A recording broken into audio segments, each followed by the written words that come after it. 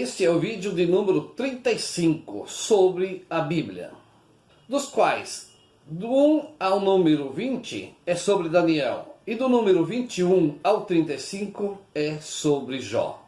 E é neste sentido que eu sigo com a missão que Deus me confiou: colaborar para o aperfeiçoamento do estudo bíblico. E para você que acessa o canal pela primeira vez, sou Inácio da Silva.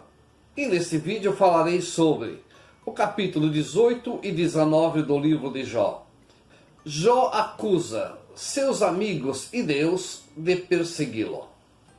Quero chamar a atenção para dois pontos importantes na Bíblia. Primeiro, Deus alerta os sacerdotes: porque meu povo se perde por falta de conhecimento. E o segundo ponto: assim como o corpo sem alma é morto, assim também a fé sem obra é morta. Está no livro de Tiago, capítulo 2, versículo 26. Nesse sentido, nós precisamos entender que não basta nós dizermos eu tenho fé.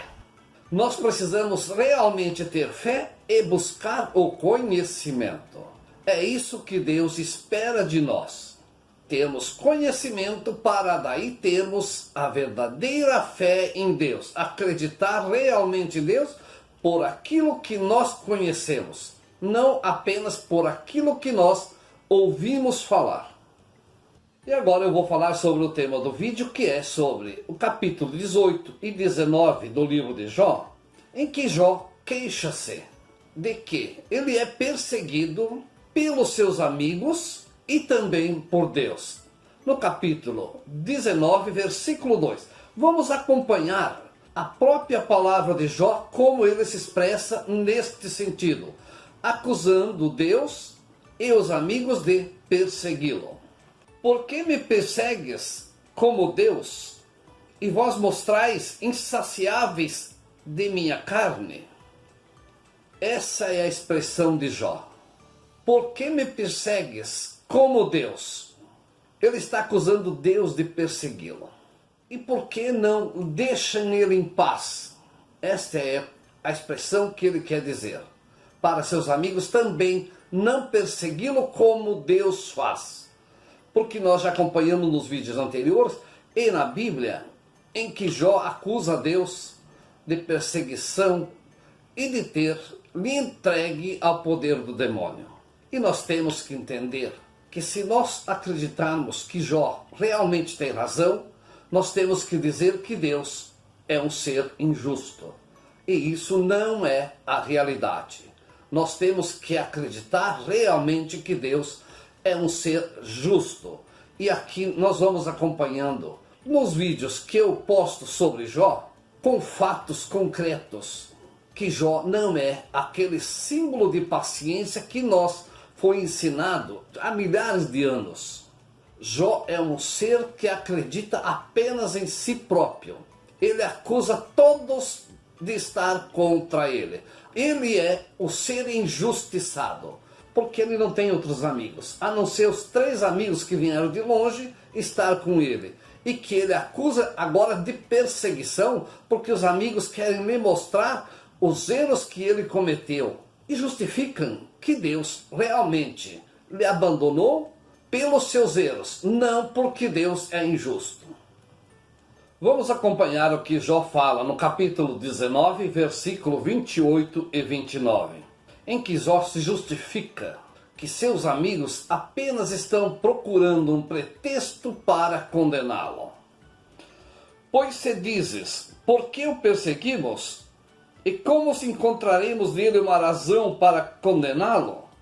Temei o gume da espada, pois a cólera de Deus persegue os maus, e sabereis que há uma justiça. Aqui Deus diz para eles temer a Deus quando estão lhe acusando, porque ele não aceita que ele errou. E nós sabemos que Jó amaldiçoou a vida, amaldiçoou o útero de sua mãe, o seio de sua mãe, ou seja, amaldiçoou sua mãe. Só isso já é suficiente para um pecado muito grave. Agora, acusar Deus de perseguição é outro pecado muito grave. Acusar os amigos, os únicos 3 amigos, nenhum outro sobrou para estar com ele. Acusar esses 3 amigos de perseguição apenas porque estão lhe mostrando a realidade, os fatos, os equívocos que ele cometeu, a maneira de falar, tratando seus amigos como inimigos, pessoas sem raciocínio, sem um raciocínio lógico. Porque Jó, não aceitando, em hipótese alguma está errado, todo que falar contra ele está errado. E somente ele está com a razão. Eu estou falando sobre o capítulo 19. Vou voltar um pouco para o capítulo 18, no versículo de 2 a 4, em que o amigo de Jó vai falar exatamente a maneira com que Jó está tratando seus amigos. Sempre lembrando, únicos amigos em todos que ele tinha. Só sobrou os 3. E preste atenção à maneira que ele se dirige e que o seu amigo nesse momento está reclamando para ele se controlar mais. Quando acabarás de falar e terás sabedoria de nos deixar dizer? Por que nos consideras como animais? E por que passamos por estúpidos a teus olhos? Tu que rasgas em teu furor, é preciso que por tua causa a terra seja abandonada e que os rochedos mudam de lugar? A expressão rochedos mudam de lugar significa que Jó, nesse momento, ele quer algo impossível. Ou ele está querendo que eles acreditem em algo que não é verdadeiro. A inocência total de Jó. É importante voltar um pouco e analisar o capítulo 18, versículo 3. Preste atenção nessa frase aqui. O amigo de Jó diz para ele: por que nos considera como animais? E por que passamos por estúpido a teus olhos? Nesse momento ele está chamando Jó à razão. Será que eles vieram de longe para visitar Jó, para estar ao lado dele, por ser estúpido? Por ter um raciocínio de animal, ou seja, não ter condições de raciocinar direito o que está acontecendo?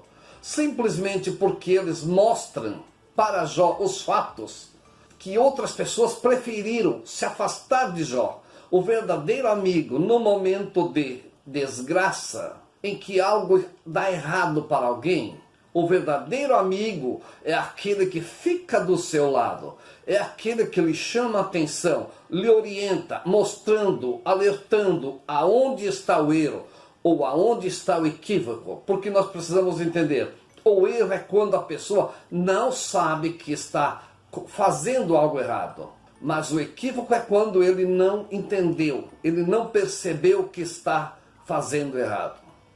Preste atenção nessa frase dita para Jó pelo seu amigo. Está no capítulo 18, versículo 4.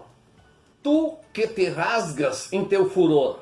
Aqui fica muito claro em que sentido Jó está se direcionando para seus amigos. Com furor, com ódio.